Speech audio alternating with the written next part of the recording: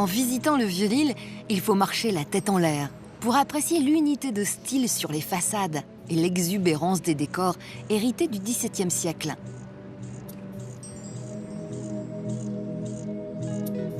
Le quartier du Vieux-Lille est particulièrement propice à la flânerie. Il est vrai qu'il raconte si bien l'âme et les origines de la ville. Étroit et sinueux, c'est encore plus visible vu du ciel. Le tracé des rues témoigne que l'eau serpentait partout. Vers l'an 1000, l'île n'était qu'un chapelet d'îles émergeant de marécages, avant de devenir une prospère ville drapière, capitale des comtes de Flandre. C'est à la comtesse Jeanne, une des bonnes fées de l'île, que l'on doit la fondation, en 1237, du célèbre hôpital Comtesse, construit pour accueillir malades, nécessiteux et pèlerins.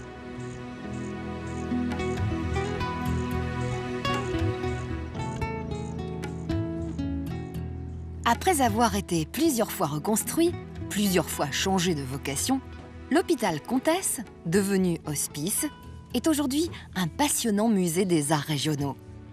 Outre une belle chapelle prolongée par une salle des malades, qui rappelle celle des hospices de Beaune, on peut y voir une remarquable collection de tableaux, vaisselles, mobilier et bibelots reflétant l'art de vivre à la flamande.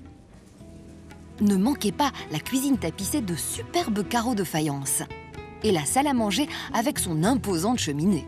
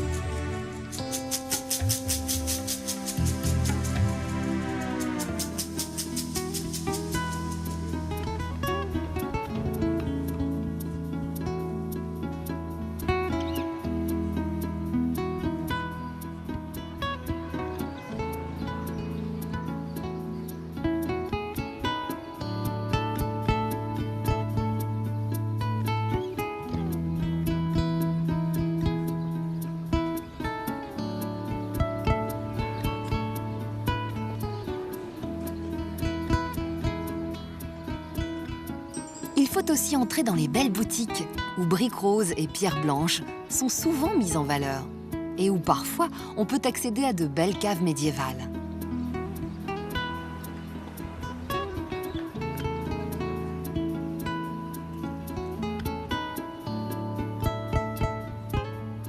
Vos pas vous mèneront forcément à la cathédrale Notre-Dame de la Treille, dont la première pierre fut posée en 1854, sur le lieu même du berceau historique de la ville, qu'on dénommait la Motte Madame. C'est une église de style néo-gothique, dont la façade resta longtemps inachevée, faute de ressources financières. Heureusement, grâce à une grande souscription publique, Notre-Dame de la Treille est dignement entrée dans le XXIe siècle, avec une étonnante façade contemporaine, faite d'un voile de marbre translucide.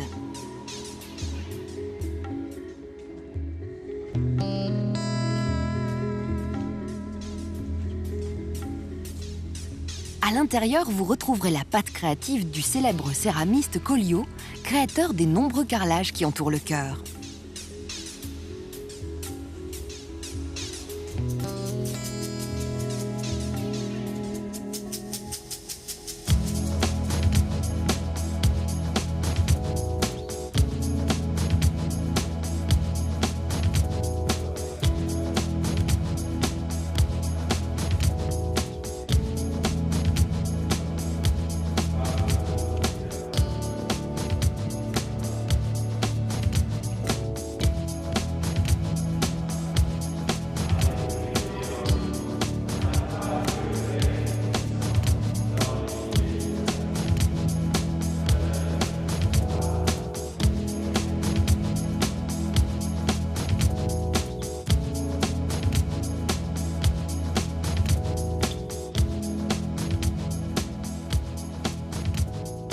regarder de près le majestueux portail du sculpteur Georges Jeanclos, surplombé d'un imposant vitrail en rosace de l'artiste Ladislas Kijno.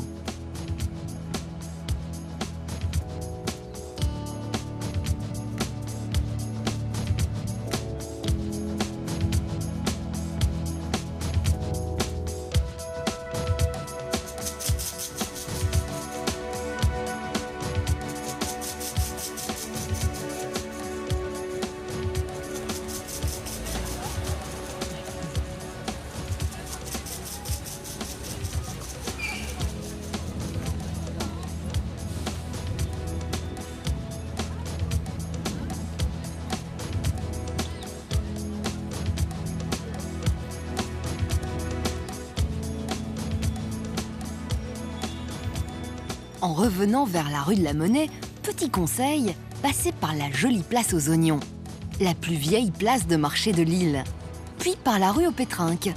Vous parviendrez ensuite à la place du Concert, avec vue sur le conservatoire.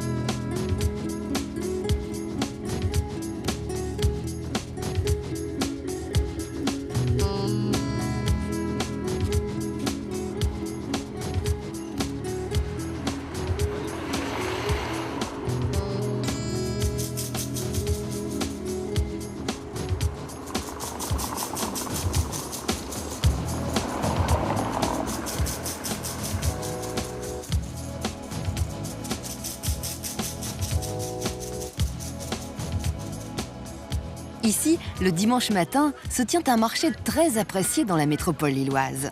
Si vous aimez l'exubérance, alors surtout ne manquez pas l'animation de l'autre incontournable marché lillois, celui de Oisem, au lieu de brocante dominicale.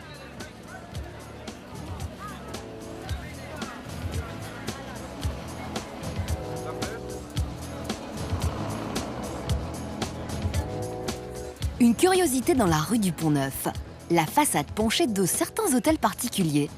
Au 19e, une filature de lin s'y installe. À l'intérieur, la tension des courroies motrices des machines à vapeur était telle qu'elle tira la façade vers l'arrière.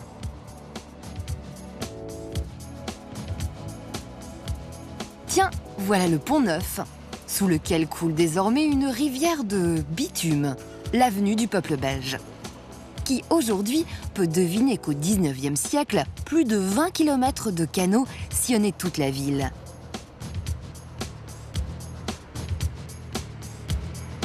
Tout près de là, l'ancienne halle au sucre est devenue le siège de la mairie de quartier du Vieux-Lille.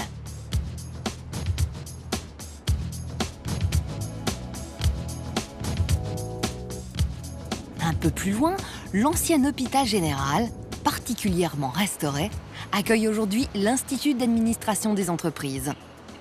Avec ses 140 mètres de façade, longeant autrefois les quais de la Deule, cet imposant bâtiment hébergea des milliers d'orphelins et de vieillards.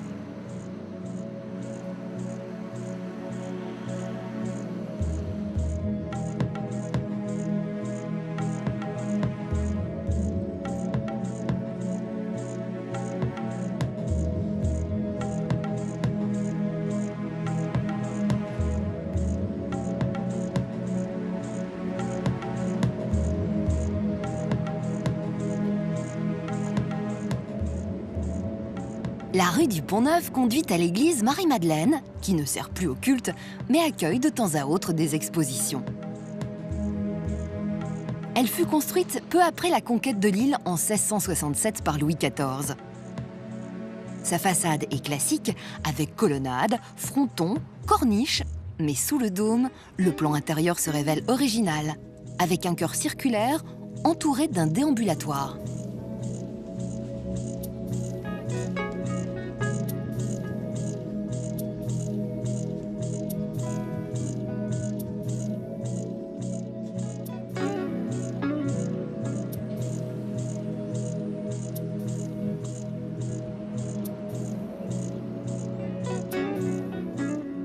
De l'église Sainte-Marie-Madeleine à la rue de Gand, quelques étroites rues au nom évocateur méritent le détour.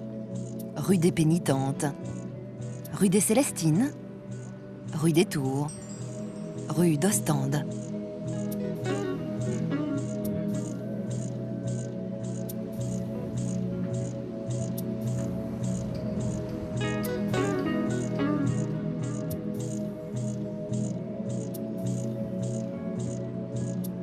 Au bout de la rue de Gand, la porte de Gand témoigne de l'existence des anciens remparts qui délimitaient les frontières de la ville. Longtemps, ces remparts et leurs chemins de ronde plantés d'arbres comptaient parmi les lieux de promenade favoris des Lillois. Il faut dire que plusieurs fois dans son histoire, l'île se sentit à l'étroit et dut étendre son réseau de fortifications. L'agrandissement de la ville à partir de 1860 fit disparaître bon nombre de ces remparts. Heureusement, la municipalité compte bien restituer aux Lillois le plaisir et le tracé de l'ancienne promenade du préfet que l'on pouvait effectuer au XIXe siècle le long des fortifications. Sur plus de 7 km, de Ralil à la citadelle, une véritable coulée verte semble naître.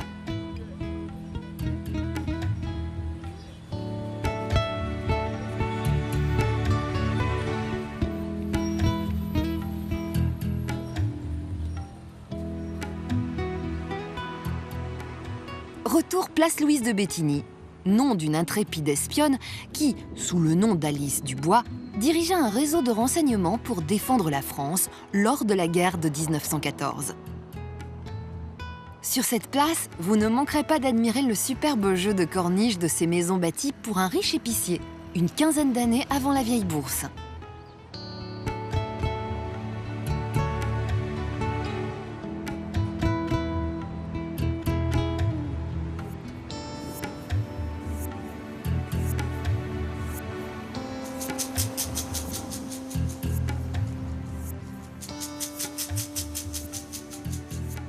Aux abords de l'avenue du Peuple belge, quelques jolies rues encore à découvrir.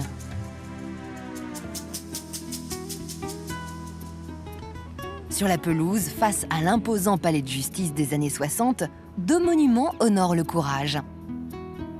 Celui du jeune résistant Léon Trullin, fusillé dans les fossés de la citadelle en 1915, dans une ville de Lille encore occupée.